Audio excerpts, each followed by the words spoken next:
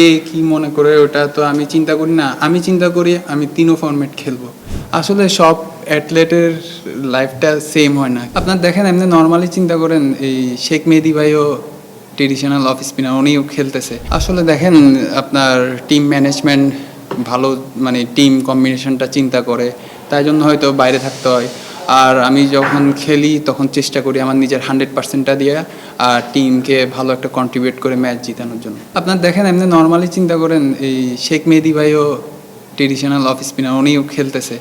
এখন আপনার যদি টিমের যে রিকোয়ারমেন্টটা থাকে ওটা যদি ফুলফিল করতে পারি তাহলে ভালো। আর চ্যালেঞ্জিং তো সব খেলার মধ্যে চ্যালেঞ্জ আছে, ওই চ্যালেঞ্জটা নিয়ে আমাদের আগাইতে হবে।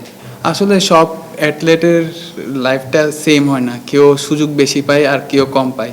এখন আমার জন্য চ্যালেঞ্জিং, আমার সবসময় রেডি থাকতে হবে, যখনই সুযোগ পাই যাতে আল্লাহর রহমতে যদি পারফর্ম করতে পারি একটা সময় এসে দেখা যাবে আমি বেশি সুযোগ পাবো।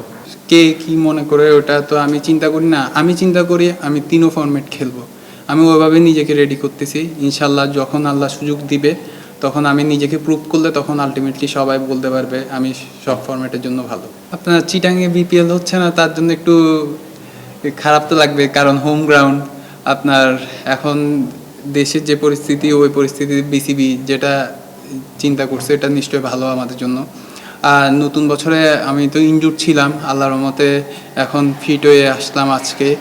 আলহামদুলিল্লাহ চেষ্টা করব, অনেক এক্সাইটেড ম্যাচ খেলার জন্য। যদি ইনশাল্লাহ সুযোগ পাই তখন নিজেকে উজাড় করে দিয়ে খেলার চেষ্টা করব ইনশাল্লাহ। আপনার আমি যেটা চিন্তা করি, যখন আপনি চিন্তা করবেন অনেকগুলো স্টার তখন কিন্তু হবে না। যখন আমি সুযোগ পাবো তখন আমি চেষ্টা করব, আমি চিন্তা করব আমি ম্যাচ জিতাবো।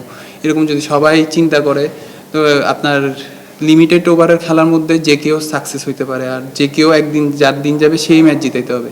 তো ওইটা চিন্তা করতে হবে, সবাই জন্য সমান অপরচুনিটি, ওটা কাজে লাগাইতে হবে।